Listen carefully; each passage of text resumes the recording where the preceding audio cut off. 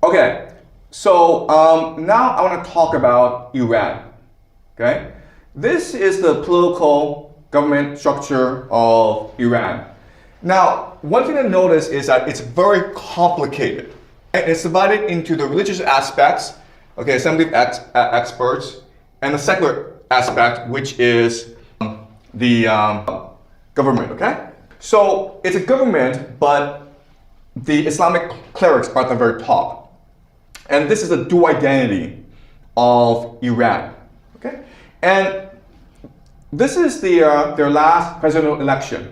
And as you can see, it's a pretty divided country, where people in the middle voted for Jalali, but people in the outskirts voted for Pezeshkian, okay? So there's a lot of conflict in Iran, not just political, religious, but also ethnic as well.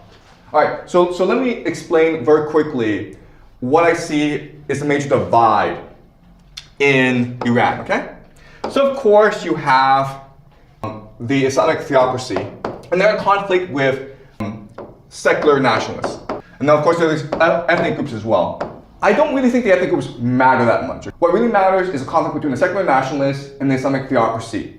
Right? So basically the rural-urban divide.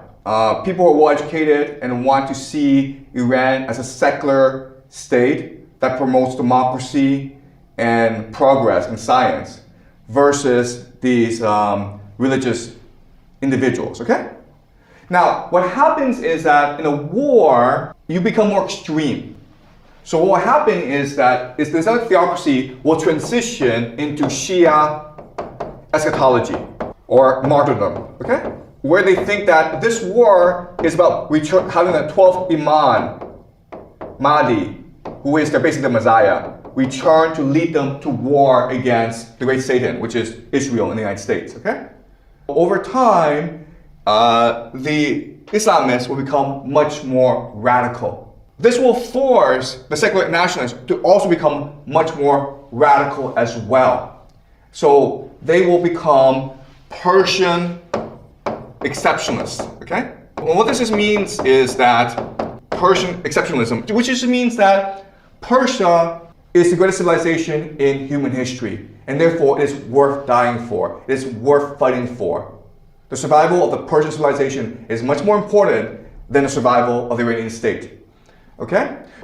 The great question for the Iranians is, are they able to reconcile the differences between these two strands of the culture? Or will this lead to civil war in Iran? Okay?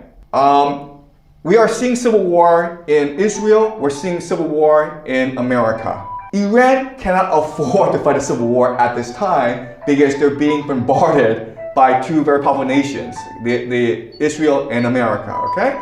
But unfortunately, the law of proximity teaches us that people are much more interested in their own internal conflict than the outside global conflict, okay? And so this understanding now gives us, helps us answer the three big questions of today, right? How are these leaders getting killed? Why are they getting killed?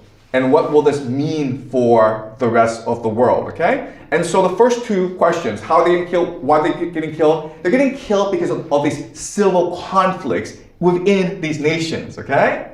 These different factions are providing intelligence to their enemies in order to limit their internal enemies, right? That's, again, I don't have evidence, but I think according to game theory, that's the best explanation for how these leaders are getting killed. Because again, it's not that easy as a foreign nation to identify the location precisely of that leader, okay? And what we're seeing in this war is both the Iranians and Israelis are doing a very excellent job of killing each other's leaders. And that's not actually common, right? So I think this civil conflict within these nations offers the best guide, the best understanding of why this is happening, okay? The third question is, where's the world going? As you can see from these conflicts, it seems as though the world can only become much more theocratic in the end, okay? What's happening is, at the end of the day, this war in Iran, in the Middle East, it's really a war between two different competing visions of the world, okay? You have the global secular financial order, okay? And this is the world that we live in today.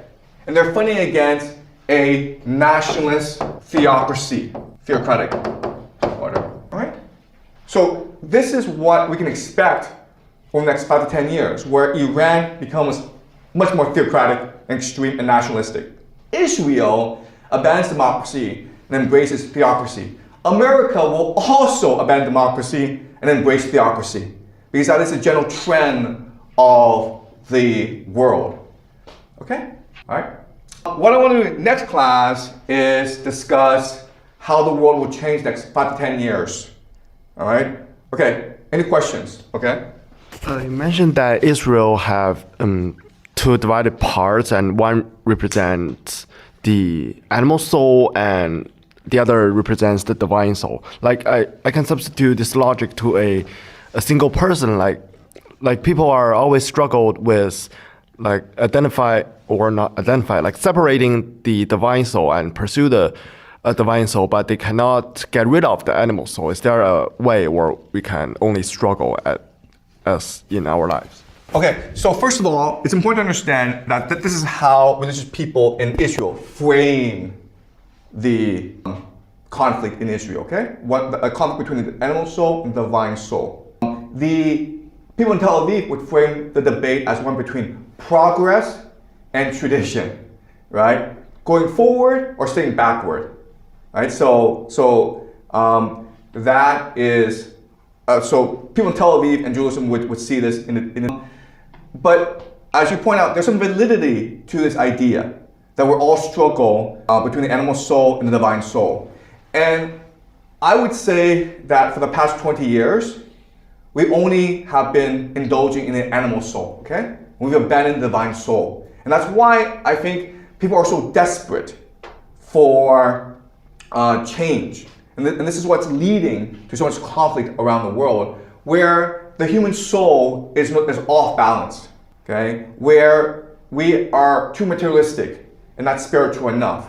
And what we know from history is that if a society goes too far in one extreme, they swing back to the other extreme, okay? And that's what we're seeing, where one good outcome, I think, of all this conflict around the world is people start to recognize limitations of money, of materialism, of individualism, and they start to embrace more spirituality, community, family. Because quite honestly, you don't have a choice in the matter, okay? If you're like, I want to buy myself a Gulfstream jet and I want to have like, a huge company, you're gonna be disappointed, okay?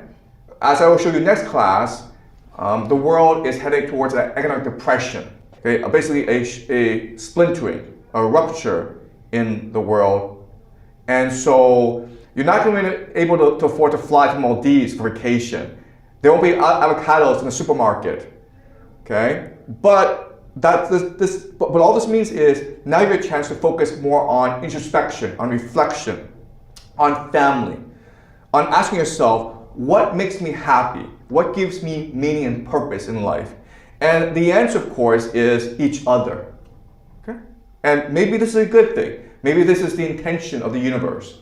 Maybe, as the people in Jerusalem would say, this is really the plan of God, okay? And it's unfortunate that all this war and suffering is happening, but again, what a lot of people who are religious will tell you is, we can only find redemption through suffering and through pain and through tragedy, all right? Okay, any more questions, guys?